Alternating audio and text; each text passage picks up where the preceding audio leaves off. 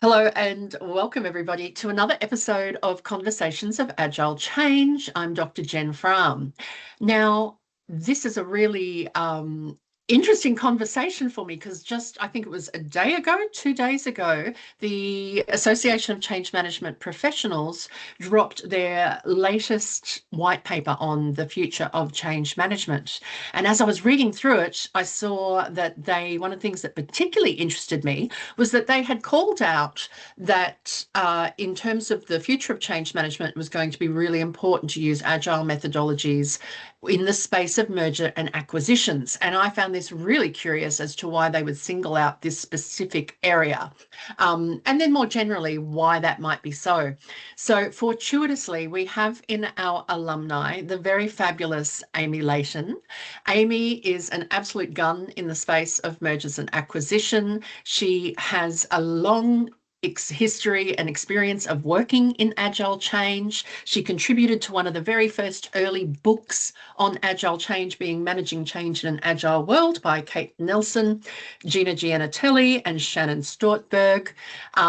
She's done our courses, and I have been privileged to work with her and see how incredibly talented she is. So, Amy Leighton, welcome to this podcast episode, hot off the press of this white paper. What an introduction. Thank you, Jen. I should hire you to give my forward speaking to everything that I go to, I think. Yeah, look, it was very exciting to see that white paper drop, Jen. I, like you, was, really pleased to see that both Agile mentioned, but also in the M&A space, because I think that is a beautiful pairing. So, yeah, happy to be here today to talk to you about it. Fabulous. I'm really keen to get into this. Let's start big picture. Big picture. Let's zoom out. If we think about the state of change in mergers and acquisitions, can you describe what you're seeing at the moment in M&A work, and perhaps how it's changed over the last 5 years? Or is that an appropriate time period? Tell us what's been happening in the space. Yeah, I mean, maybe the last 5 to 10 years, there's been a huge shift, I would say, in the M&A space and the delivery of M&A. If I think back to probably one of my earliest integrations I worked on, the visual that comes to mind is long, wieldy Gantt charts. And it was, very formal, very, very waterfall in nature. And things happened, consecutively, I would say. One thing happened and then we closed it off and then another thing happened. And the big shift, I think, in the last, certainly 5 years in my experience, is that just doesn't work anymore. And to be as truly nimble or to work as fast as we need to, those long wieldy Gantt charts just don't serve anymore. So I'm really seeing a change to grouping things together, I think, in, around the moments that matter, less about the distinct milestones necessarily that we would have once be beholden to. Yeah, great. For those who haven't worked in mergers and acquisitions, you just mentioned the necessity of speed. Can you tease that out a little bit more and explain what it is about that type of change that needs speed as one of the core strategic drivers of that change? Well, I think from the outset, I would say that not one size ever fits all in M&A. So I really want to sort of emphasize that. But the big shift, I think, for a lot of companies is we used to take a very slow approach. And there was almost this understanding or this thinking that if we did things slowly, that, people would be more comfortable. And I think the opposite has probably been proven to be more true, in that the speed at which you can get things moving and get things done gives people a quicker path to being comfortable, ironically, in many ways. So it does sort of go against some of the change management principles that we often hold ourselves to, which is doing things at a considered pace. With M&A, it is about getting people back to a sense of normality as quick as possible. And there's a lot that needs to happen behind the scenes for that to happen. Interesting. Okay. The ACMP paper identifies cultural misalignment as the biggest barrier in M&A work. And does that fit with your experience? Absolutely. I think that for a long time, this term cultural, was a little bit sort of seen as, it's the fluffy stuff, it's not really the financial, the operational, the structure. But actually what we're learning now is it is all of those things, wrapped around. And I think when we fail to understand what the cultural norms are in both organisations, we really can set ourselves up to fail. And that can look like lots of things in my experience. So it can be, what are the leadership styles for both organisations? Are they similar? Are they at odds? Where are the opportunities for those to come together, easily? Where are we going to need to spend more time to actually motivate either side to be a little bit more flexible in their approach? It can even look like just that ways of working. So post-COVID, obviously, we've had a lot of organisations with a very hybrid, flexible work model. If you're a very flexible organisation and you're acquiring an organisation that has not really gone to that in a COVID era, then you're going to find a distinct cultural barrier straight off the bat, because there is a very distinct way of working in an organisation when you work from home a bit or you work in the office. So lots of those things are just not considered early enough in my experience, and they're just so critical. Interesting. I was thinking about M&As, and from the perspective of one of the areas that we know is neglected the most in change is the adoption post go live, right? We tend to resource in the lead up and the during, but we reduce the resources post. And I was thinking that in the space of mergers and acquisitions, that's probably where you see the most of your challenges emerge, is in the post. What's your experience in terms of, if we were to label it as resistance to change, maybe it's, it's integration issues. Where does change practice become really important post-merger? It's a really interesting one, because how a M&A sort of is structured typically, and this isn't for nearly all organisations, but I would say majority follow this model, is this kind of day zero, which is what we would see in the change space as kind of your planning, your design, that kind of work. Then we have day one and then day two. But interestingly, day one is not just a day. Day one can actually span 3, 6, 9, 12 months. And then day two is our kind of crossover to what we would see as that handover to BAU. So I think M&A is actually great in that design, because it allows us as change managers to use the whole of that day one period as a structured implementation. So it's not just a go live date and then walk away. It's already built into the process. So I think that actually lends itself better to change managers. Project managers get very frustrated because they want to see a go live, turn the lights on date, but that just isn't necessarily the case for M&A. Interesting. I love it when I learn as I'm doing these interviews, right? So thank you for that. Okay, this call out to agile frameworks or methodologies, I think they use the term in the white paper. What's your take on using agile change in M&As? Yeah, so I think it has an absolute space in the M&A area. And I think one thing I probably have learned is it's probably fairly hard to go full agile in M&A because of the nature of some of the, regulatory components to it.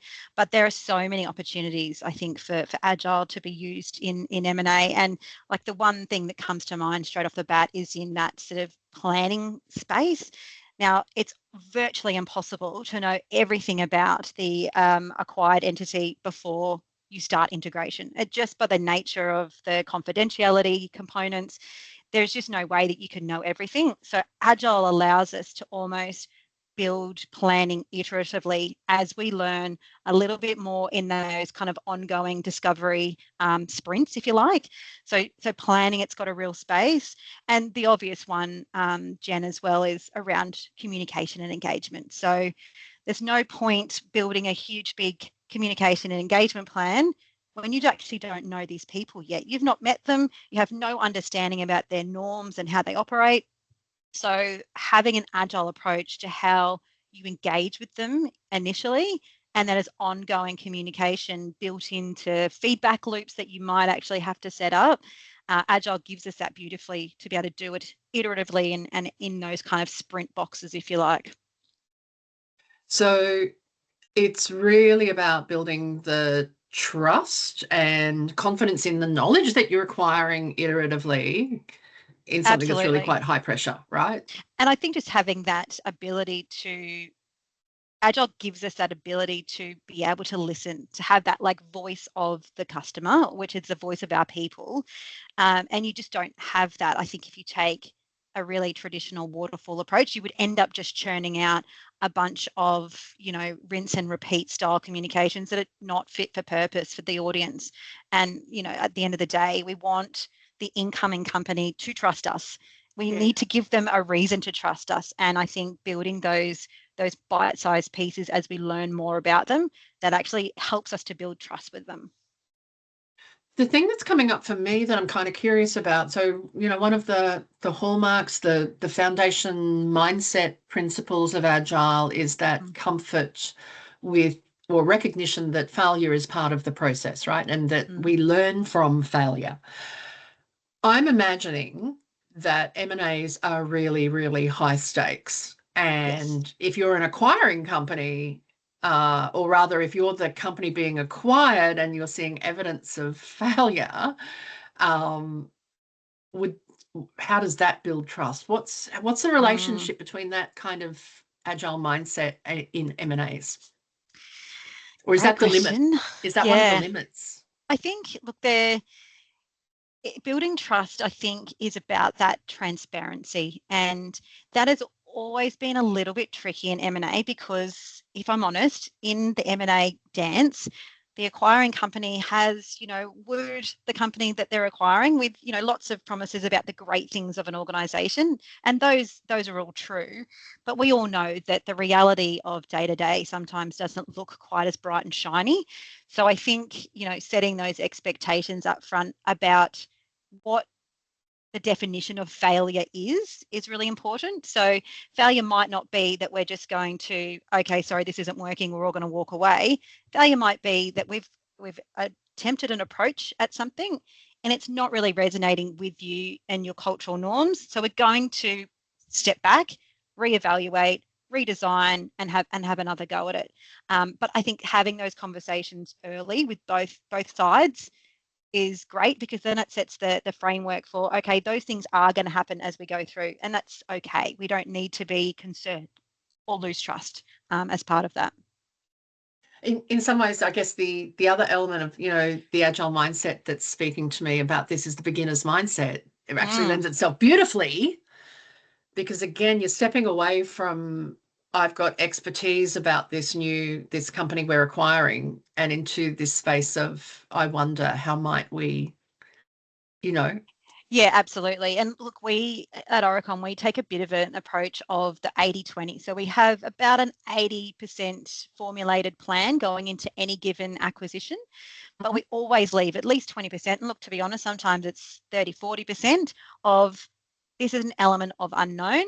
And so we have to go into this with an open mind and be open to how we can flex to be adaptable and think about what is important for both sides, rather than just, headlong in there, we're the experts, we know everything, you must conform. And I think that's the biggest learning that I could take from the last sort of 10 years in this space is, if you go into an M&A with the mindset of that you are on the acquiring side, you are the expert, you're going to lose people in the very, very first day, because they're already experts in their own space.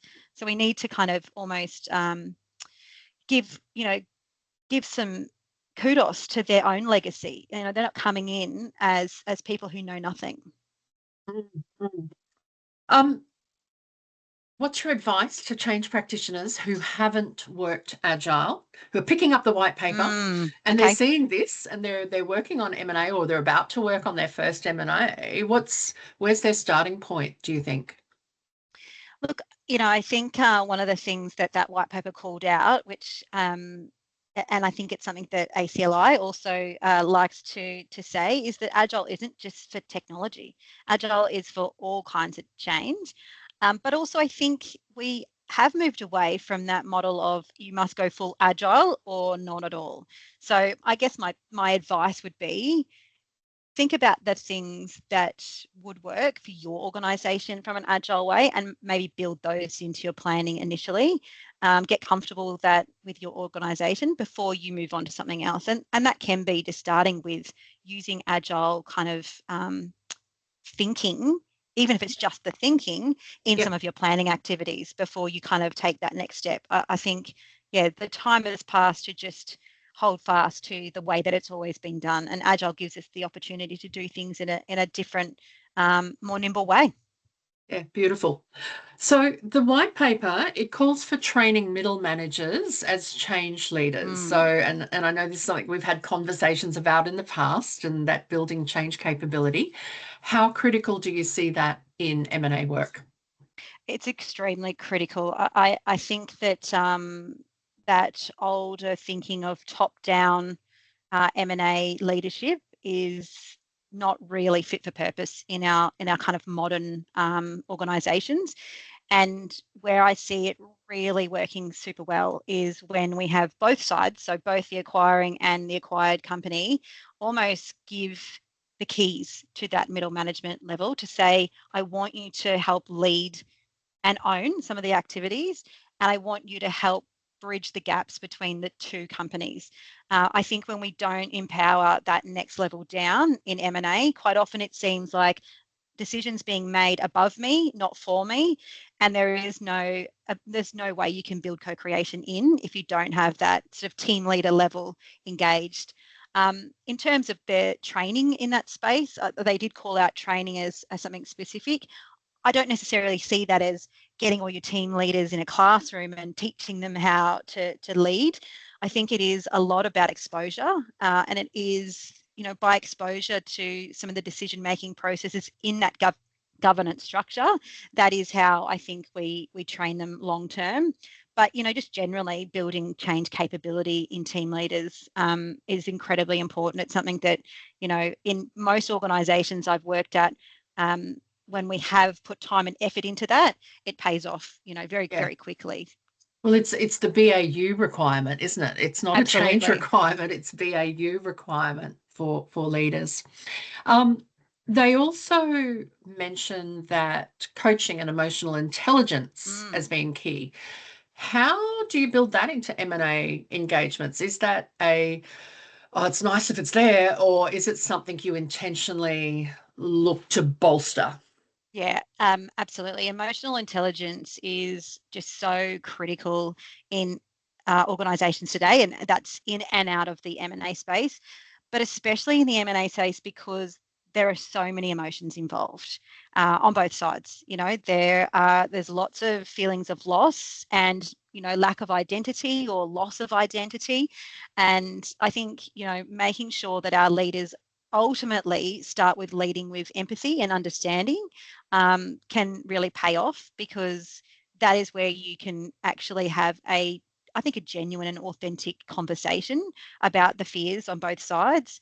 And ultimately we want this to work together. That the people are the asset essentially in most M&As. It's very rare, I think, to see, an M&A where you're just buying a product these days. You always typically, the people come with the thing. And so, making sure our leaders have that knowledge and expectation up front, I think on both sides is so incredibly important. If you were to add one thing to every M&A playbook that is from a change lens, what Yes. would it be? Ensure you engage, not just communicate.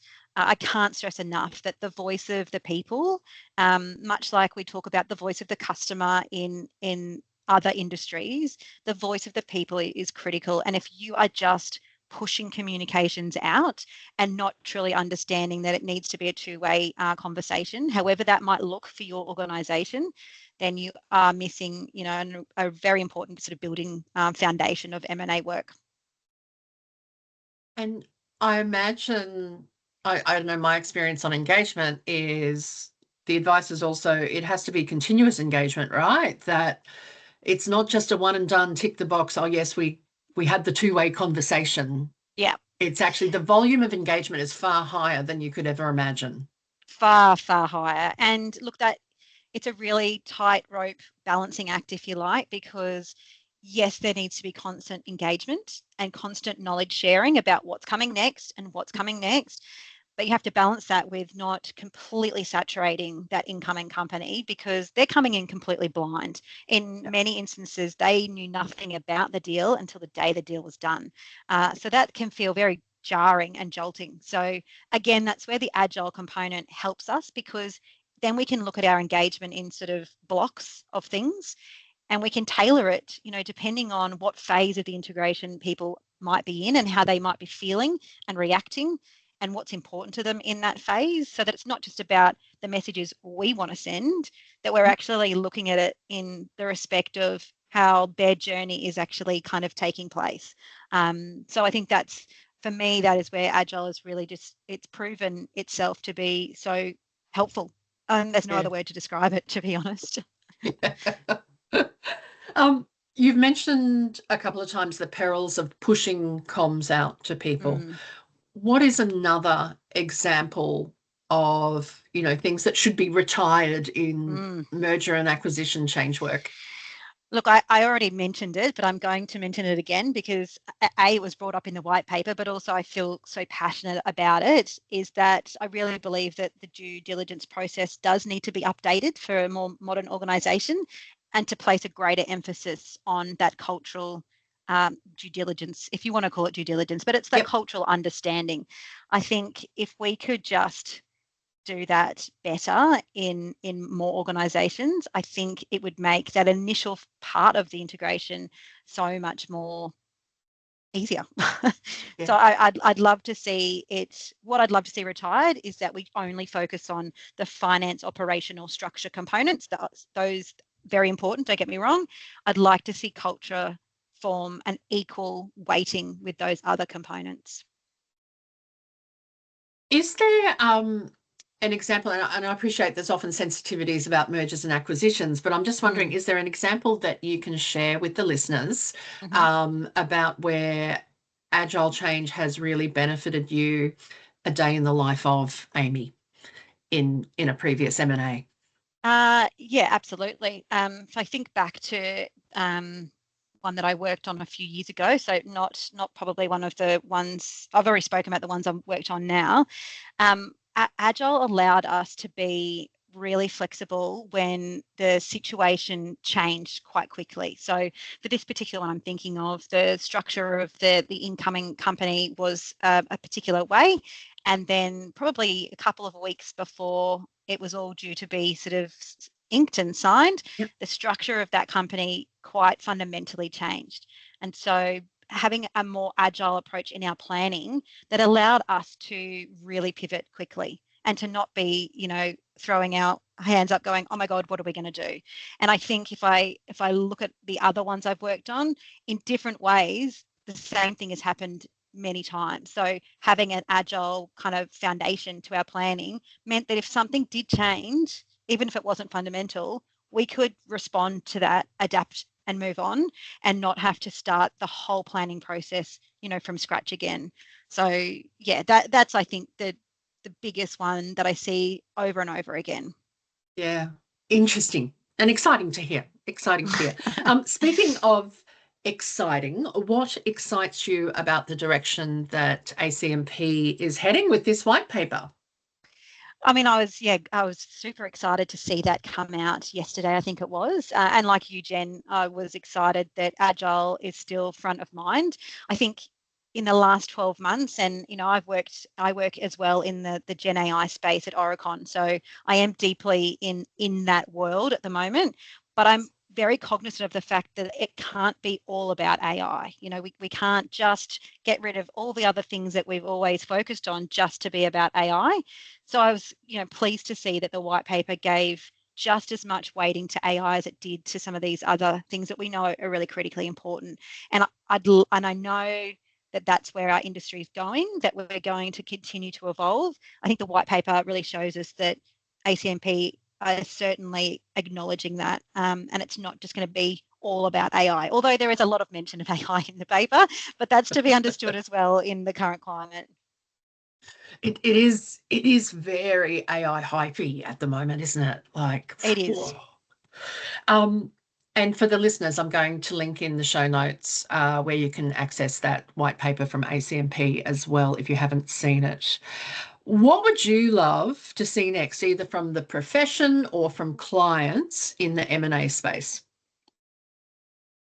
Look, I have read lots and lots of external, papers over the years, and I feel like there's a small byline in many of them that talks about the importance of change management, but nobody really goes into any level of detail. It feels like a lot of the big consultancies will often say, we know it's really important, so we must put it in the paper, but they're not actually sure what that could look like.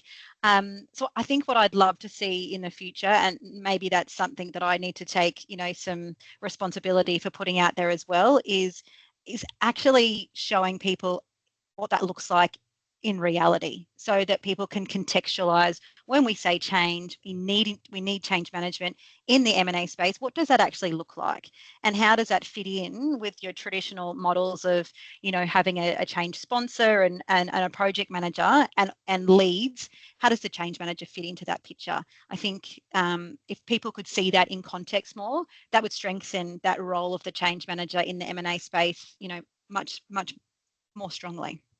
Yeah, nice. On that, and perhaps in a similar vein, for change practitioners who are moving into their first M&A, Mm-hmm. can you give us the name of 3 specific agile change tools that they would want to use? 3 specific agile change tools That would be useful. which would be useful. So I think some version of working out loud in terms of how you're communicating your roadmap.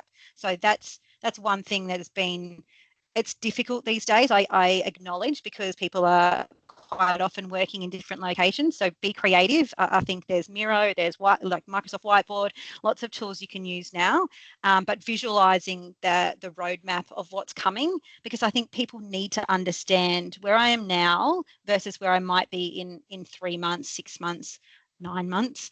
I would say learning nuggets. So building in some kind of bite-sized learning nugget that makes sense for your organization. That's incredibly important. Nobody wants to sit in a classroom. And look, even at Oricon, we've not been able to totally get away from that for some topics.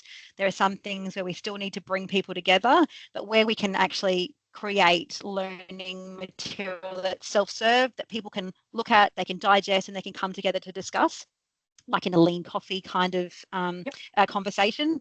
Very, very useful. What would be my third?